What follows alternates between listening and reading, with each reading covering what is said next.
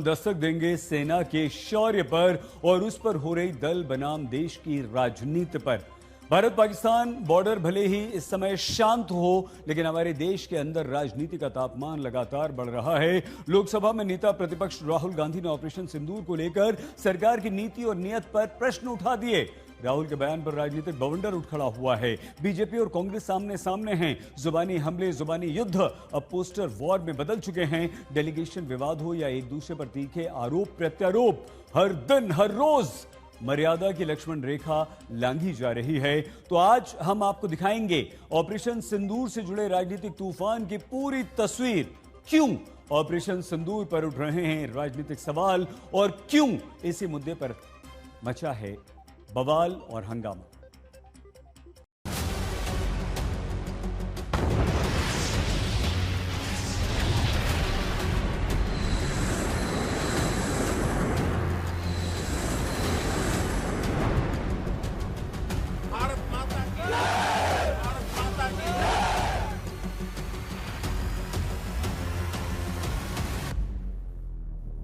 आज सेना के शौर्य के सामने सियासत खड़ी होती दिख रही है।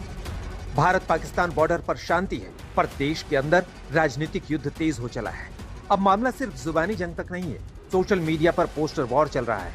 इसका सबूत है बीजेपी के सोशल मीडिया के हेड अमित मालवीय की टिप्पणी, जिसमें मालवीय ने पाकिस्तानी सेना के प्रमुख आसिम मुनीर के साथ राहुल गांधी की एक एडिटेड फोटो साझा करते हुए लिखा, यह आश्चर्य की बात नहीं है कि राहुल गांधी पाकिस्तान और उसके हितैषियों की भाषा बोल रहे हैं। उन्होंने प्रधानमंत्री को ऑपरेशन सिंदूर के लिए बधाई नहीं दी, इसके बजाय वो बार बार पूछते हैं कि हमने कितने जेट खो दिए। ये एक ऐसा सवाल है जो पहले ही डीजीएमओ ब्रीफिंग में बताया जा चुका है। मजे की बात यह है कि उन्होंने एक बार भी ये नहीं पूछा कि संघर्ष के दौरान कितने पाकिस्तानी जेट मार गिराए, या भारतीय सेना द्वारा पाकिस्तानी एयरबेस पर बमबारी के दौरान कितने विमान अपने हैंगर में खड़े रहते हुए नष्ट हो गए। राहुल गांधी के लिए आगे क्या है? निशाने पाकिस्तान। बस फिर क्या था, वार पलटवार का खेल शुरू हो गया। बिहार कांग्रेस ने पोस्टर का जवाब पोस्टर से दिया। राजनीतिक शब्दों की सीमा टूट गई।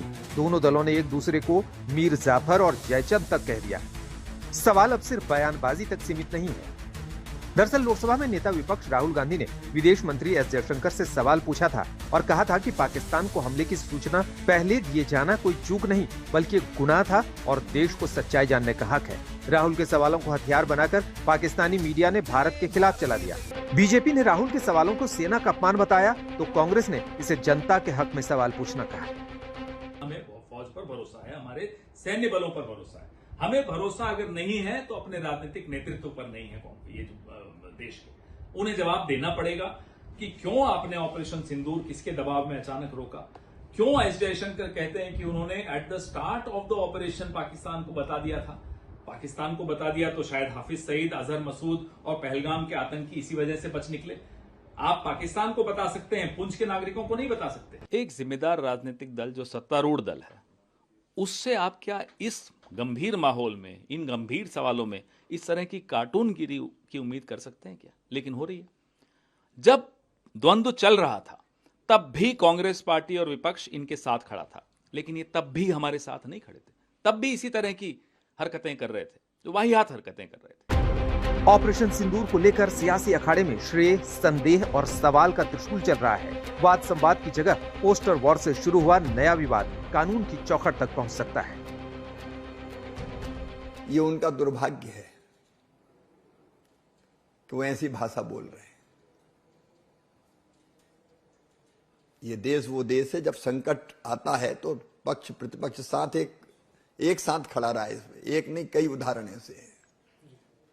मन कई बार तकलीफ से भी भरता है। हम सेना के शौर्य पर सवाल उठा रहे हैं। हम ऐसी भाषा बोल रहे हैं जो पाकिस्तान को बल दे रही है। और पाकिस्तान में देखा है कि वो एक्स की जो पोस्ट है वो वहां दिखाई जा रही है कि देखो नेता प्रतिपक्ष क्या कह रहे हैं कि ये देशभक्ति है।